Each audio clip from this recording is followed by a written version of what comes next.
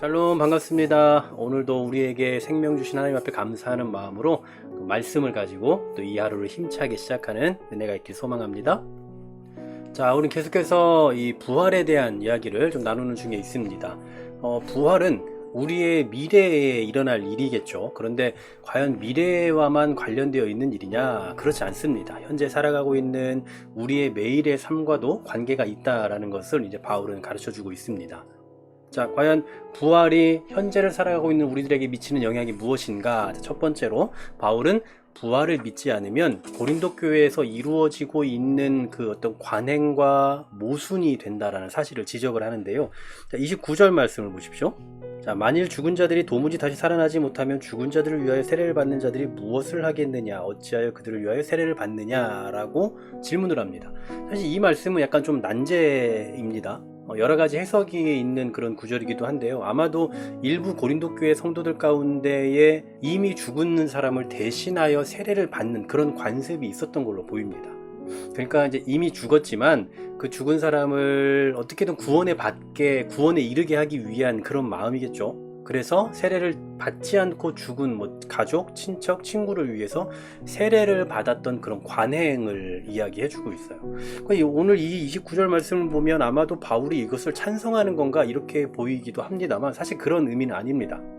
오늘 바울은 그것을 찬성하는 의미에서 말하는 것이 아니라 부활이라는 것이 없다면 과연 그런 식으로 세례를 받는 것은 무슨 의미가 있겠냐, 이런 이야기예요. 그러니까 그 당시에 이렇게 사람들 안에서 편만하게 행해지고 있던 어떤 그런 일들에 대한 모순을 이야기하는 겁니다. 실제로 바울이 이렇게 이야기했던 그러한 어떤 교리적인 내용들, 또 성경의 전반적인 교리에 의하면 죽은 자에겐 더 이상 영향을 미칠 수가 없죠. 그래서 아시다시피 믿는 자들에게 있어서 장례는 죽은 자를 천국으로 보내는 일이 아니라 남겨진 자들을 위로하는 시간이잖아요. 그렇기 때문에 살아있는 자는 죽은 자에 대해 어떤 영향을 미칠 수가 없습니다. 물론 이 세상에서는 그런 마음을 갖고 있는 사람들이 참 많이 있죠.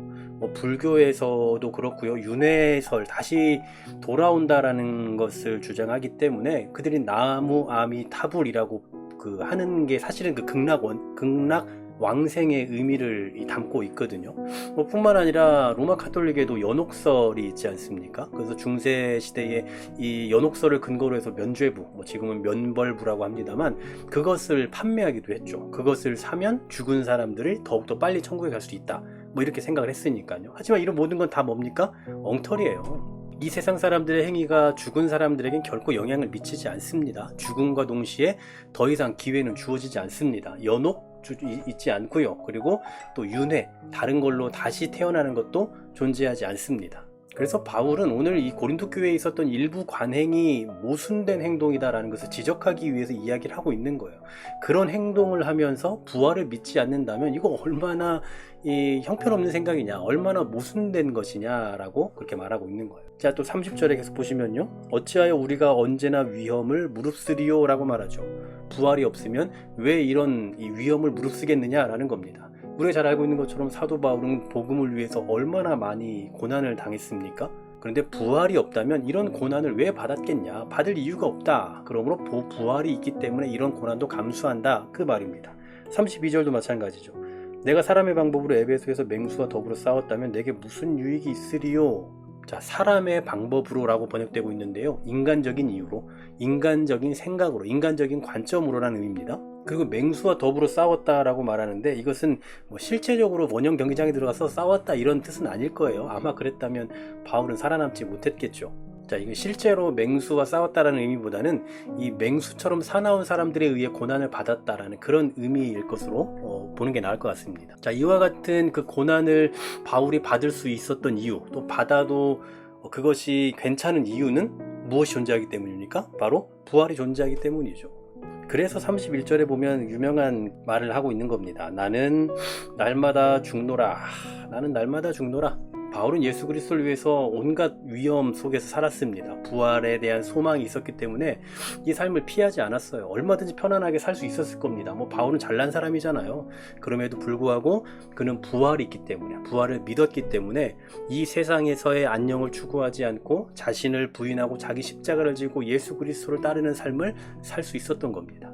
자, 부활이 없으면 바울에게 이런 삶도 없었을 것이고, 부활이 없으면 바울의 이런 삶도 의미가 없을 거예요. 자, 우리 그리스도인들도 마찬가지입니다. 나는 날마다 죽노라 하면서 이 세상의 평안에 자신의 어떤 삶의 가치를 두지 않고 고난의 폭풍이 우리에게 닥쳐온다 할지라도 예수 그리스도를 위해서 우리가 살아가고 우리의 신앙을 유지하며 살아갈 수 있는 그 이유는 바로 부활이 있기 때문입니다. 그래서 우리의 삶은 의미가 있다라는 사실이에요. 우리 삶이 의미 있는 이유, 우리 그리스도인의 삶이 의미가 있는 이유는 바로 부활이 있기 때문이다라는 사실입니다.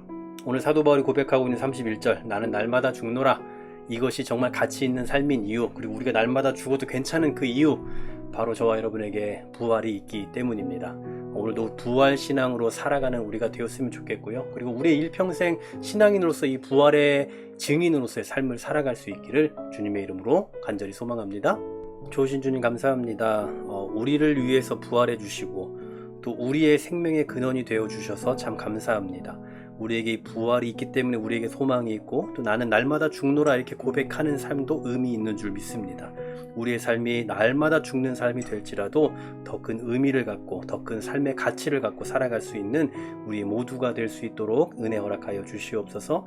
예수 그리스도의 이름으로 기도하옵나이다. 아멘.